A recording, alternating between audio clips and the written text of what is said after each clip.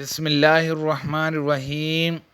ایک مرتبہ رسول خدا صلی اللہ علیہ وسلم مسجد میں تشریف فرما تھے اور لوگ آپ صلی اللہ علیہ وسلم کے ارد گرد بیٹھے ہوئے تھے کہ تین آدمی وہاں آئے۔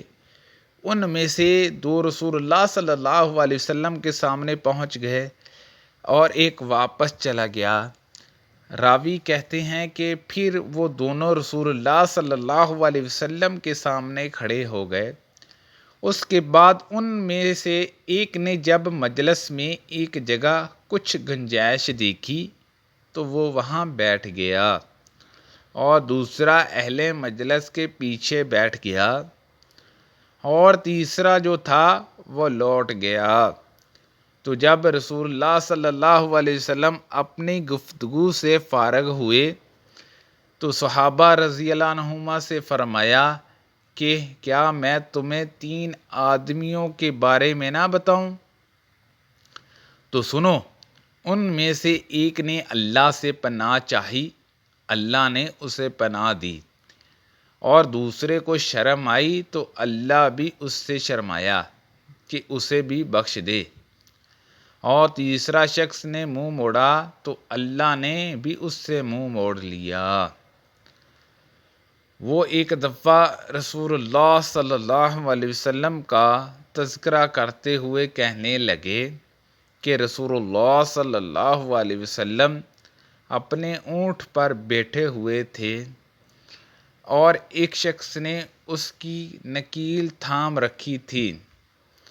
آپ صلی اللہ علیہ وسلم نے پوچھا، آج یہ کون سا دن ہے؟ ہم خاموش رہے حتیٰ کہ ہم سمجھے کہ آج کے دن کا آپ کو کوئی دوسرا نام اس کے نام کے علاوہ تجویز فرمائیں گے۔ پھر آپ صلی اللہ علیہ وسلم نے فرمایا، کیا آج قربانی کا دن نہیں ہے؟ ہم نے عرض کیا، بے شک۔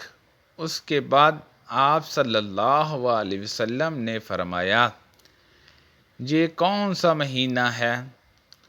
ہم اس پر بھی خاموش رہے اور یہی سمجھے کہ اس مہینے کا بھی آپ اس کے نام کے علاوہ کوئی دوسرا نام تجویز فرمائیں گے۔ پھر آپ صلی اللہ علیہ وسلم نے فرمایا، کیا یہ ذوالحج کا مہینہ نہیں ہے؟ ہم نے عرض کیا، بے شک۔ آپ صلی اللہ علیہ وسلم نے فرمایا، تو یقیناً تمہاری جانیں اور تمہارے مال اور تمہاری آبرو اور تمہارے درمیان اسی طرح حرام ہے جس طرح آج کے دن کی حرمت تمہارے اس مہینے اور اس شہر میں ہے۔ پس جو شخص حاضر ہے اسے چاہیے کہ غائب کو یہ بات پہنچا دے، کیونکہ ایسا ممکن ہے کہ جو شخص جہاں موجود ہے وہ ایسے شخص کو یہ خبر پہنچائے جو اس سے زیادہ حدیث کا یاد رکھنے والا ہو۔ اللہ پاک ہم سب کو اس حدیث پر عمل کرنے اور اس کے مطابق زندگی بسر کرنے کی توفیق عطا فرمائے، اور آقا علیہ الصلوۃ والسلام کا فرمان اور حدیثوں کو لوگوں تک زیادہ پہنچانے کی توفیق عطا فرمائے۔ آمین بجاہ نبی الامین صلی اللہ علیہ وسلم۔